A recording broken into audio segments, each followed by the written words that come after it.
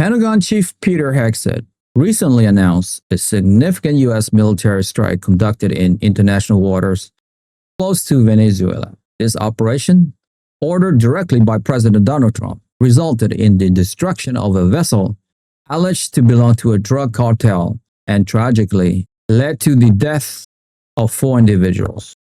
The Trump administration has moved to justify the strike under the auspices of a newly declared armed conflict against drug cartel, invoking wartime powers and asserting the legality of the action. They contended that the incident was not an act of murder, as the targeted vessel was purportedly tied to terrorist cartels and was operating on a known drug transit route destined for the United States. This particular strike is part of a broader pattern of recent lethal operations conducted against boats in the Caribbean, with a primary focus on vessels originating from Venezuela. The U.S. government maintains that these actions are necessary to combat the flow of illegal narcotics and protect American national security interests from the pervasive threats of international drug trafficking organizations.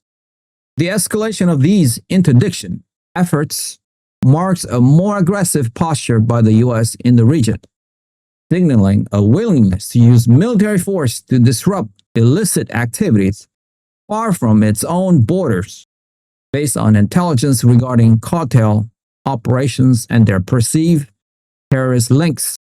In direct response to these aggressive U.S. military actions, Venezuelan President Nicolás Maduro has vehemently condemned the strikes, characterizing them as a thinly veiled pretext for regime change and a severe threat to Venezuela's national security and sovereignty. Maduro has initiated a significant mobilization of Venezuelan troops, warships, and aircrafts, demonstrating his nation's readiness to defend its territorial integrity.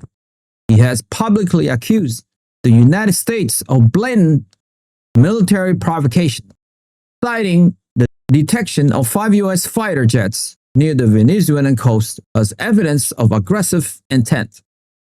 These developments occurred after another deadly U.S. strike near Venezuela, which resulted in the death of 4 men in what Washington again asserted was a counter-narcotic operation.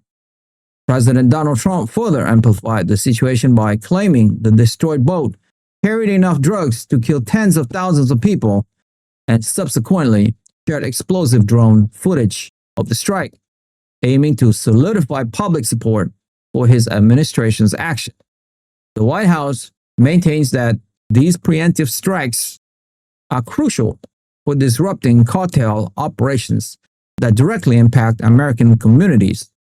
The sharing of drone footage serves as a powerful visual justification for the administration's claim, attempting to frame the military actions as a necessary defense against a clear and present danger posed by international drug syndicates. Tensions in the Caribbean have consequently skyrocketed, particularly as U.S. fighters jets continue to conduct flights near Venezuelan airspace, following President Trump's explicit declaration of a war on Latin American drug cartels.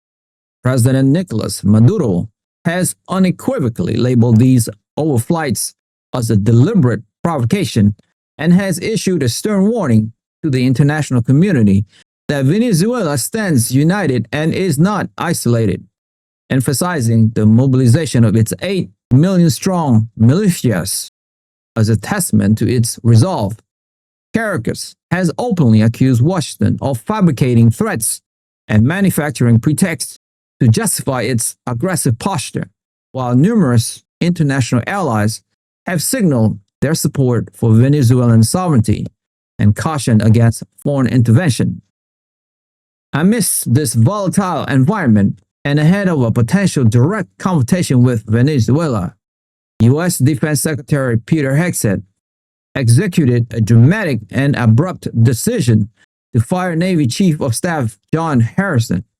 This unexpected dismissal has triggered a major shakeup within the Pentagon's leadership structure. The announcement of Harrison's ouster coincided with a U.S. strike on a narco boat off the Venezuelan coast, further escalating regional tension and creating an atmosphere of instability within the defense establishment. The firing of John Harrison is widely believed to be intricately linked to the internal power struggles within the Pentagon, particularly in anticipation of Cao's Senate confirmation for a key position. Defense Secretary Hegseth's objective appears to be consolidating tighter control over the Navy's top leadership ahead of crucial political appointments and potential military action. This dismissal is not an isolated incident. It follows a series of other high-level departures and reshuffles as President Trump's Pentagon continues to actively reshape its military hierarchies. These changes are strategically implemented as the administration prepares for a potential direct face-off with the Maduro regime in Venezuela. The ongoing leadership changes underscore the Trump administration's determination to align military leadership with its strategic objective, particularly in volatile regions like the Caribbean. The intent behind these personnel moves is to ensure that the military command is fully responsive and aligned with the president's foreign policy and national security priorities, especially concerning the assertive stance taken against drug cartels and the Venezuelan government. The confluence of these events paints a picture of a U.S. administration focused on projecting strength and control, both domestically within its defense apparatus and internationally in its foreign policy endeavors.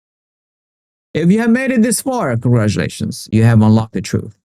I want to ask you a quick question though. Considering President Trump's declaration of war against drug cartels and the U.S. military strikes near Venezuela, do you believe these aggressive actions are a justified and effective strategy to combat international drug trafficking or regime change, as President Maduro alleged?